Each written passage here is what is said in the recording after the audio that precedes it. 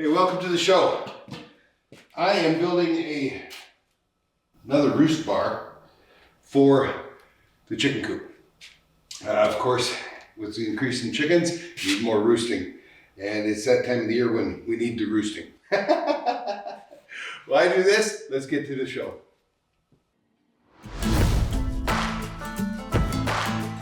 Much of Canada was settled and developed by homesteaders. The Dominion Lands Act, passed in 1872, was in force until 1952 in the West. Homesteaders, through sheer force of sweat and determination, transformed the prairies into thriving communities. Our grandparents cleared and broke the land and carved society out of the northern wilderness by hand. Today, modern conveniences have robbed most of society of the ability to fend for themselves. After a global pandemic rocked the world, causing food shortages and insecurity, homesteading saw an explosion in popularity. People searched for the old ways to secure a safe and stable food supply for their families. Join us as we rediscover the joys and challenges of homesteading at the Mellon Patch. Welcome to our life. Welcome to the Mellon Patch.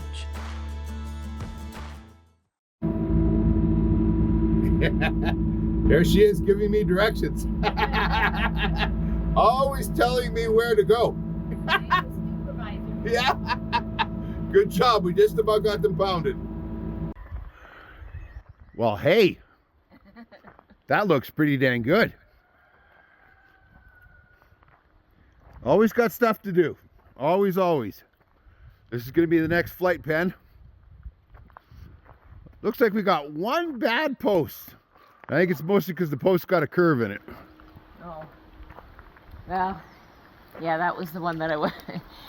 Those two over there aren't great either, but you know what? They will look wonderful by the time we're done.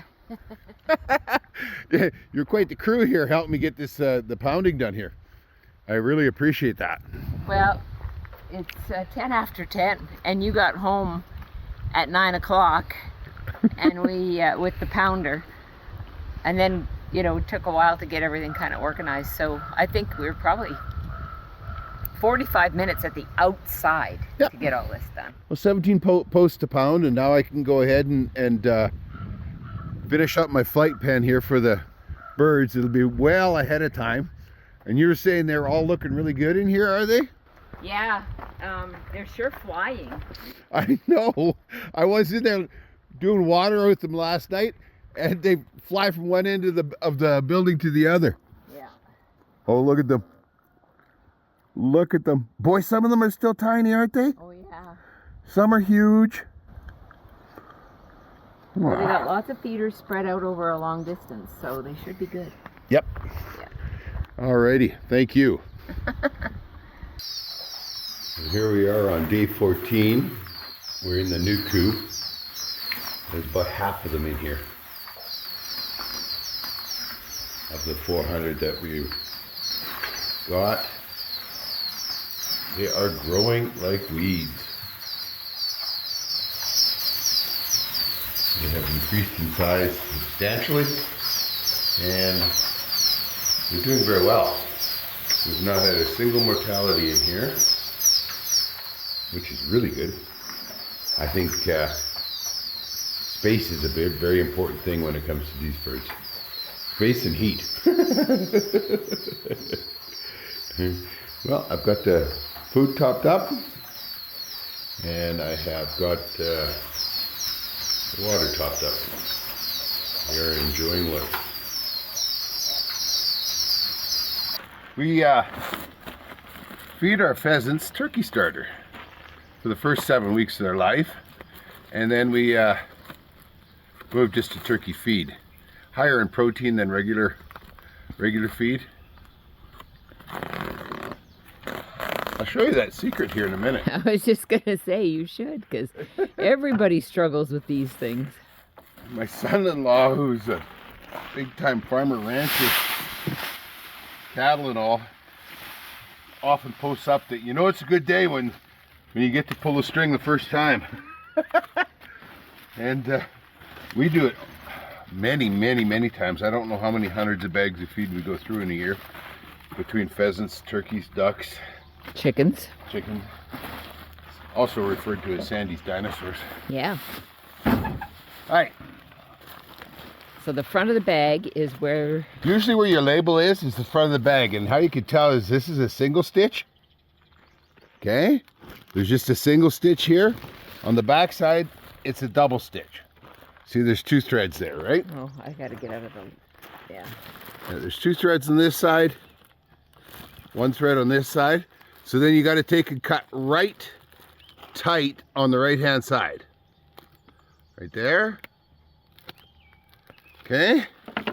Then it's a matter of, if you've done it right, your first stitch is back from the edge. And it's a miracle. Going to be a good day. The Mellon Patch Homesteading would like to thank our sponsors. Range Road Enterprises, your leader in small forestry equipment for homeowners.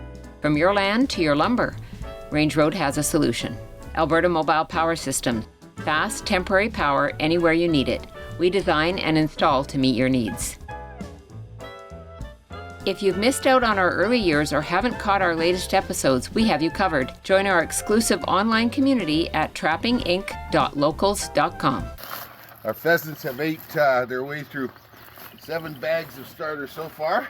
No, 5. They are, they're just about 2.5 weeks old, I guess. Well, Tuesday, so they're 2 weeks, 5 days since they've been at our place. Yeah. Yeah. Yeah, they're a day old when they get thrown on a plane. Yeah. And then they get to where they're going pretty rapidly. Yeah. Yeah. Yeah. But they're eating and drinking a lot, so now we have to, and they've grown. Oh. Some of them are 3 times the size of what we got so I'm them going as. to, we're going to step them up to a big feeder here. This will actually be hung out in the flight pens later in their life, and they will be able to get in here and they will poop on it. Of course, they are birds. But we need to make sure that they've got lots of food all night long. Birds, of course, are light sensitive, but we've got heat lamps on, so they have light all night long. So they could be active all night long. And which means if they're active, they're eating and they're drinking. And you need to have lots of food so that the competition doesn't, they don't start picking on one another. I think that's maybe part of the secret, because a lot of, and maybe we will yet, put those beak things on them. I can't remember what they're called. Yeah, that's usually a sign of crowding and aggression. And we didn't have much trouble last year. Yeah. You know, fingers crossed for this year, but of course some of them will fly up in here, and because they are flying now. Yep. I like to giggle that they're born on Monday and they fly on Thursday. Almost. Man, are they. Okay. I'll give it a little shake here. Spread some food around. We gotta be careful, because even though I have a little bit of a wire fence here to stop them from being right at the door when I open it, sometimes, oh, not today. Oh, there's one right on top of it. But sometimes they're down in here. But you can see how somehow the color red really attracts them. Yeah. You see the red feeders are all very empty. Yeah. And I don't like the thought that they might get a little aggressive with one another. Some of them have really long necks, you can see. And they're, obviously there's those that get at the food and the water a little bit more. You can see there's one little chick over there to the right side of the red feeder. And tiny, yeah. Still pretty small, but they have enough room in here, so... You know what my theory is? The ones with the long necks? Yeah. They're hens. Oh, really? Because they're nosy. They got to peek over. Okay. Right here on camera. I got a cord of wood right here ready to deliver, loaded up in the Southland dump trailer. But here's what I'm going to show you. Look at this. I got my pen finished, my flight pen. I let my other guys out in here a couple days ago. This wasn't quite finished, but I've got it ready to go now.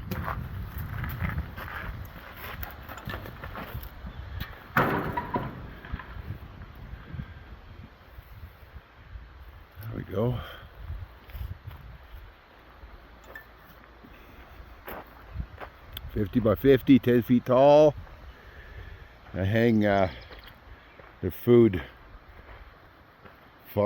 as far as I can from one another. One goes here, one goes over there.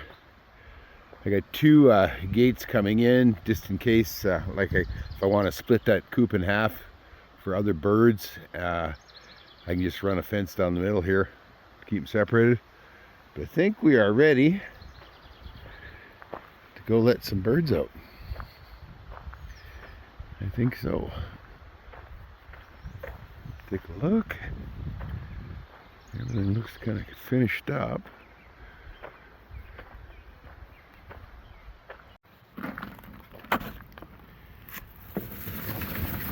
All right. Look at the size of these beasties in here now. And they are ready to go out the door. I had to put this screen on here because they would charge the door. Hello, birds. You gonna figure out what's going on here?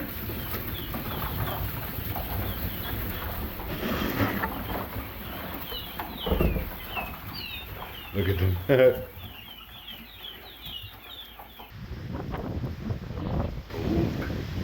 First guy coming out into the brave new world. Ooh, look at this. It's courageous for a bird. Sure checking the world out.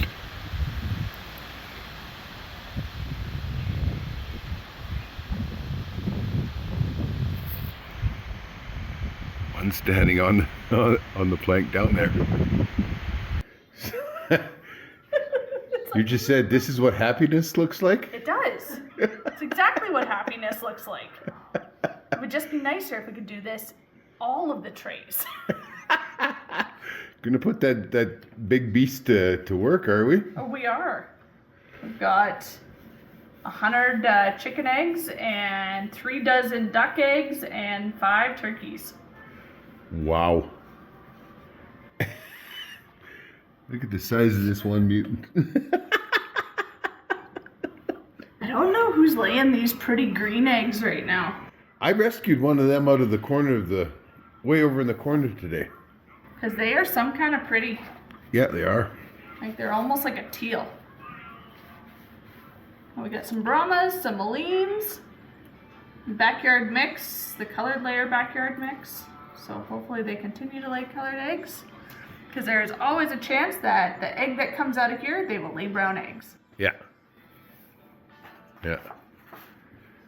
We don't want that. Now we got to just get all of these out to get them in the incubator.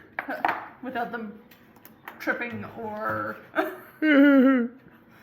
So, one of the things that we have to do is... Oh, upside down. Messed it up. Pushed it off button.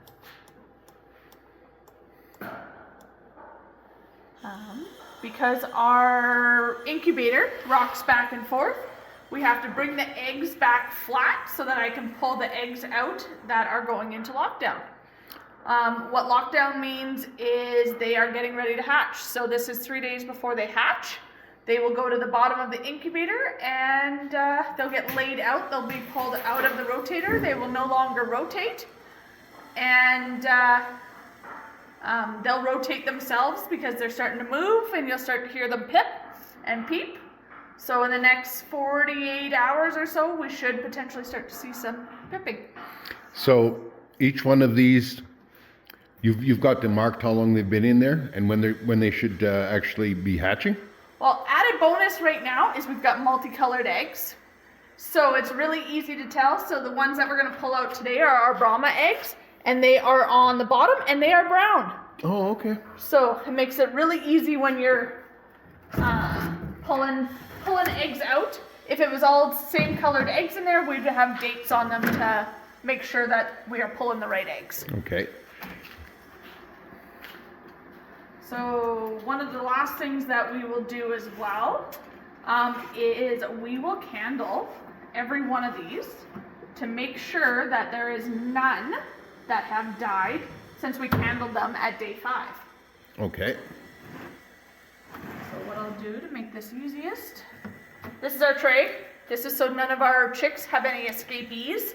These trays will go together, the eggs will go in here at the bottom, and they'll put the lid on, which makes it no fun for Richard because he likes to be able to see the chicks and them come out and he doesn't get to.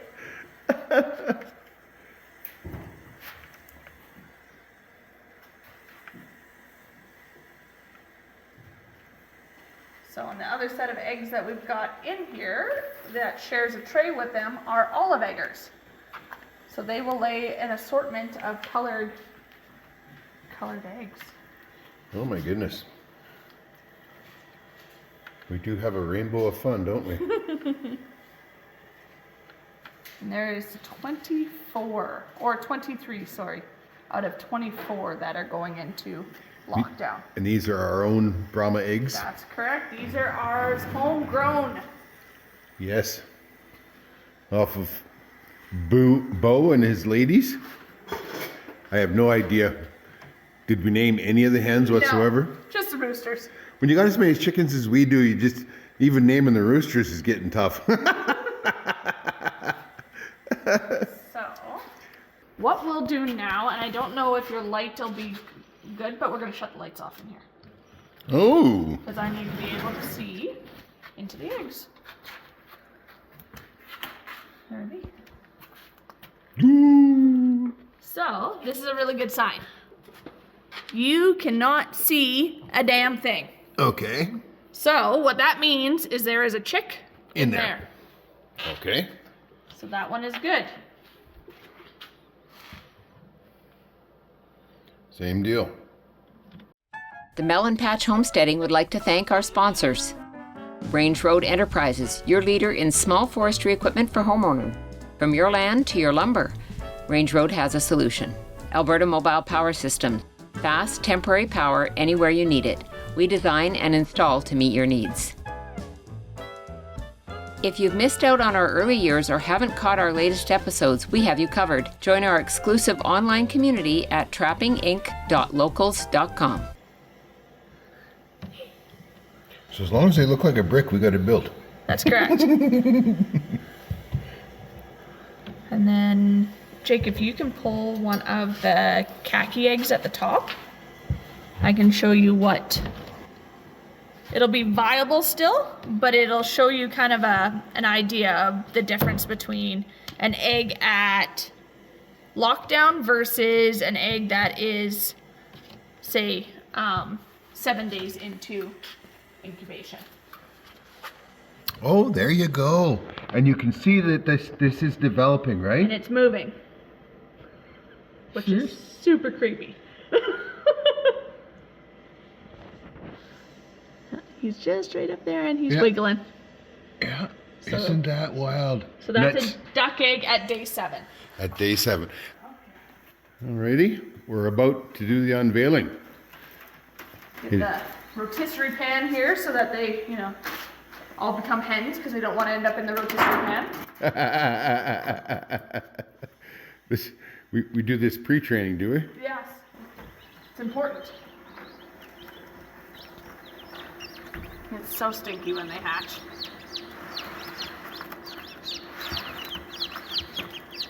Quite a few in here.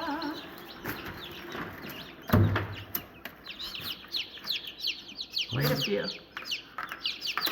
I still got some more in here. Dozen?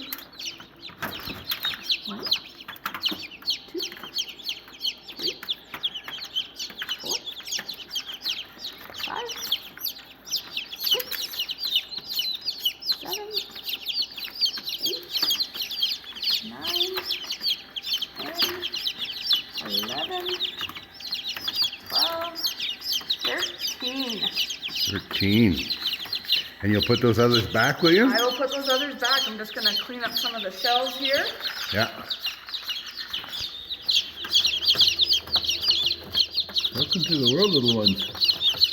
You'll enjoy it a lot longer if you're hens. Law of averages said half of them should be hens, half will be roosters. But you don't need a lot less roosters than you do hens. Oh, that little one's trying to get out. They're pretty feisty. So how many's left? 1, 2, 3, 4, 5, 6, 7, 8, 9, 10. And looks like they're all pipped. They're all pipped? They're all pipped. Alrighty. Pipping is when they crack a hole through, right? Yep. There's a pip right there. Look at that. Partridge in here. We got some of the blue ones. Oh yeah. We might even have a couple of the blacks. You never know what genetics they're carrying, do you? No, but as you can see, even as little itty bitty babies, they got little fuzzy legs. I do so. Little fuzzy feet. Yeah. It's slippery, guys. Sorry.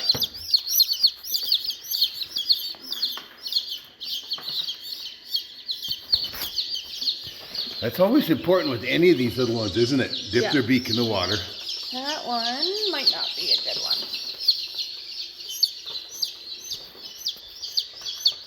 Oh yeah, it looks like it's got a deformed leg, doesn't it? Yeah, it does.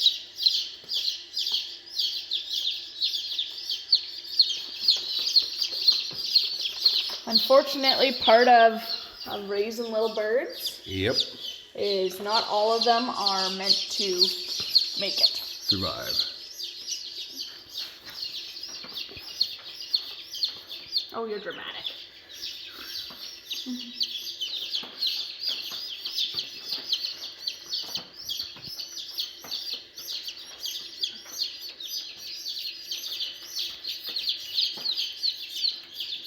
Yeah, that one made it through hatching and everything. Yeah.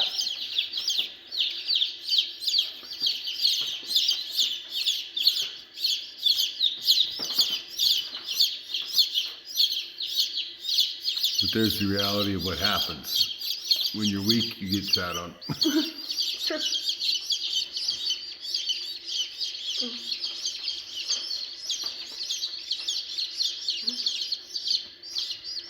There we are. First little batch. 100% homegrown.